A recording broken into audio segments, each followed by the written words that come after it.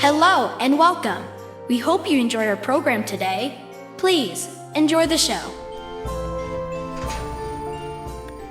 Hello and welcome back to my channel. I am so sorry it's been so long since I've posted a video, but I've just been really busy with a lot of projects. I was working on my circus book, but unfortunately, if I'm being very honest, I haven't worked on anything in like 2 months. Yeah, so hopefully by this week or next week I can get back to it. I finished all my main projects that I had to do for clients, and so now I really need to focus and get back to my book. But in today's video, I'm going to be showing you how I developed my art style, how I designed children's book characters, and how you can too. So if you're interested in that, keep watching. So my journey into developing my art style has taken me years to actually develop and perfect. I wouldn't even say really perfect, but it's taken me years to get to where I am today. When I started illustrating, I was very into more like neon pink, the cyberpunk aesthetic. I think that's what was just popular at the time, so I really gravitated towards that. And then from there, I got more into more realistic portraits because I just wanted to test out my anatomy and lighting and actually see if I was able to do stuff like that. I just wanted to see, hey, can I make something look real? Can I use lighting in a realistic way? Do I understand anatomy? I always feel like that's just a really good test to see your art level, like your art skill. So I did that for a while. I explored a couple detours in anime and then like 3D modeling and then animation. All these styles were really fun, but none of them I actually connected with deeply, and I really didn't know what to do with them or how to market them. So somewhere in 2022, I decided to get into children's publishing. I've always loved children's books. I love children's illustration, but it's not ever something I attempted to do myself. I started off following tons of great artists on Instagram and seeing which artists got signed to agencies and what agencies were really looking for, because at the time, that's all I cared about. That's all I wanted, was to get signed to an agency. I wanted to develop an art style that was very unique and consistent, which was very difficult for me because I do pride myself in being able to do multiple styles, but I think the idea of getting tired or getting bored of a particular style has always gotten in the way of that. And looking at a lot of successful artists, they do have a very consistent style to them, almost like an identity. So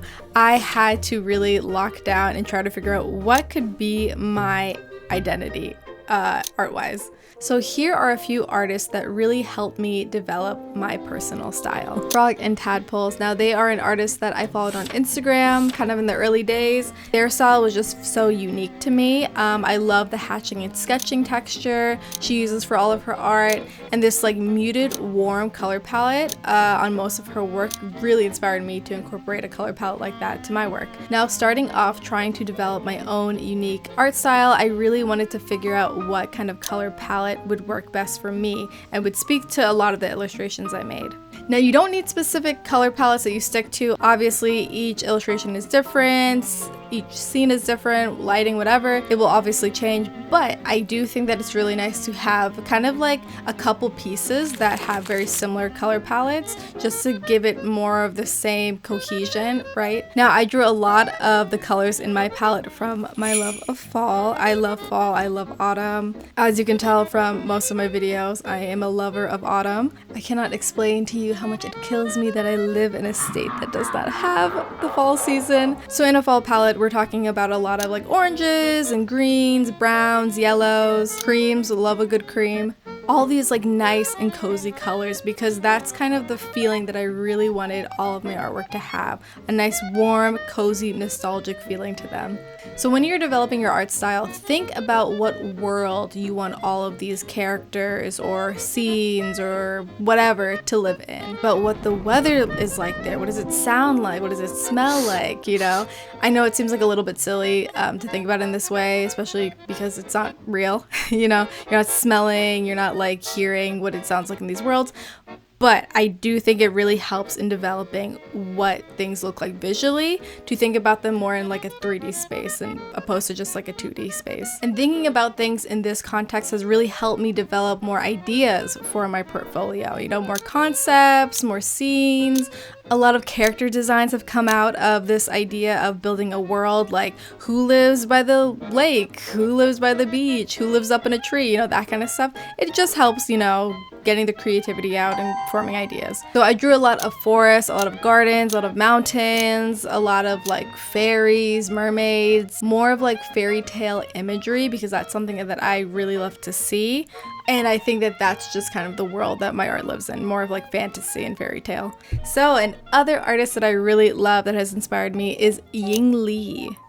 I feel like their art is just so underrated and it really emphasizes on cuteness. I think when you're developing art for children, one of the biggest factors is how appealing this art is to children. Children really respond to cuteness, especially the younger you go in terms of reading level. That's why books for 3 to 5 year olds look way different than books that are for 8 to 10 year olds. I'm usually drawing for like the 3 to 6 age range, so I try to keep a lot of my art very cute and appealing. You know, we're talking about like big eyes, big heads, kind of like smaller bodies, a lot of bright and colorful palettes, a bit silly, a bit innocent. You know, all these characteristics you have to keep in mind when you're developing a character or just like a scene for a children's book. And I think for older kids, you can kind of like dial back the cuteness just a little bit and lean more into like expressions, emotions. You know, this is a reading level where kids have more understanding of different and complex emotions. So to develop characters that express that is way more helpful than to just make them cute and to make them just visually appealing. You know, really try to make them look like living and breathing things. Not necessarily in terms of detail, but in body language and facial expression, things like that, where you can communicate what a character is feeling. You know, personality. So a lot of her work is really great when I think of animal illustrations, but also when I think of just overall compositions. I love that all of her art is consistent. You remember consistency? We love consistency. In terms of color palette, in terms of themes, in terms of just shapes. You know, their art has a certain feeling to it, a very like warm, cozy, familiar feeling. Love that. So that's something that I really try to incorporate in a lot of my early work and also still now. Okay, the last artist that really inspired my art style is an artist named Jelka. So sorry if I'm mispronouncing that name, I'm sure I am. I took huge inspiration from the way that they draw their characters' eyes. I think eyes on a character are the most important feature of a character. It's kind of the thing that you remember the most about a character. I mean, think of any popular cartoon character right now. You are probably imagining their eyes first, right? And sometimes even just seeing eyes alone on very iconic characters is enough to tell you what that character is. You know exactly who it is when you see these eyes, right?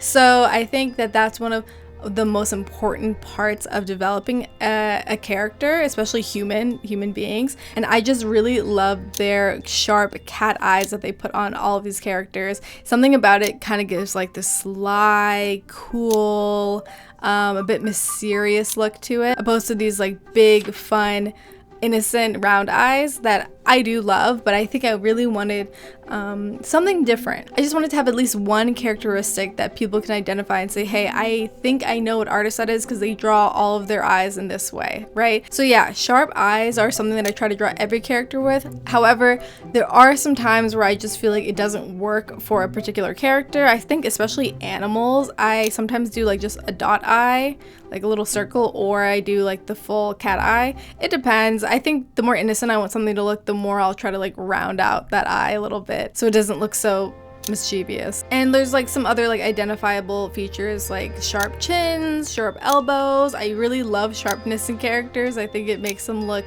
I guess cool in a certain way. So those are kind of features that I have incorporated into my art that I think really helps it look more of like my own unique style. And it took me a long time to develop a style. Like even with these really great inspirations, I really wanted to make sure that my art doesn't necessarily look like it is mimicking someone else's. That's why I chose so many artists to reference from, so that now I have like more of a amalgamation of different techniques and rules and features that I can pull from. Also, sometimes just take it out. If you don't want to do a sharp chin, this person has a round chin. If you don't want to do autumn color palette, I can just switch it out, but yet it can still feel like it is my art. And I think that was one of the most important parts for me to kind of learn how to do, and it takes a lot of practice. I had to make so many different portraits, so many different illustrations, trying out these techniques and seeing what works for me and what doesn't work for me. So now I don't even have to think about the rules. I think one of the biggest things for me is to figure out rules. I love a rule.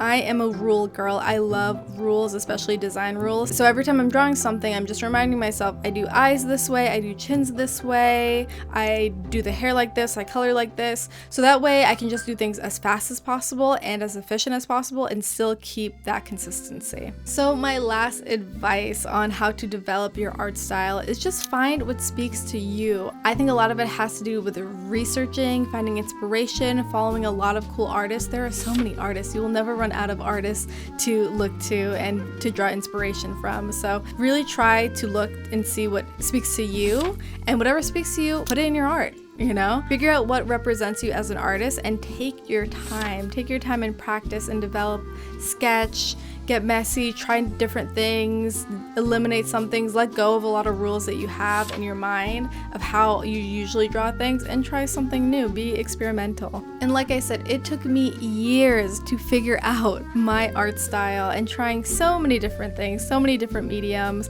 and I understand how frustrating it is to not be in love with your art right now, but I promise you, once you get it, and everything that you put out after that just feels like you, and people really, love that. They can feel when your art looks like your art, and they will ask you to make art that looks like your art, not something that someone else has done or something that's, appeals to them. They like your stuff.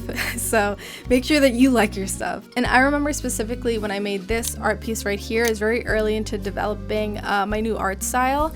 And it was one of the only pieces I made at the time that really felt like what I was going for. It just felt right. The colors, the shapes, the characters, it all felt like this is the direction I was supposed to go in. And I remember even when I sent it to publishers, that was the one piece where they were like, oh, this is what we want to see more of. This is what we think is more appealing. Do you have more work like this? And so that was a really good indicator to me that this is something that works, and I should continue making a lot more things that look like that. So that's when I knew I was finally getting somewhere with this. So that is it for the video today. I know it was a little bit of a short one, but I promise I'm going to get back to the circus book. I promise you I'm going to finish it. I'm going to finish it, right?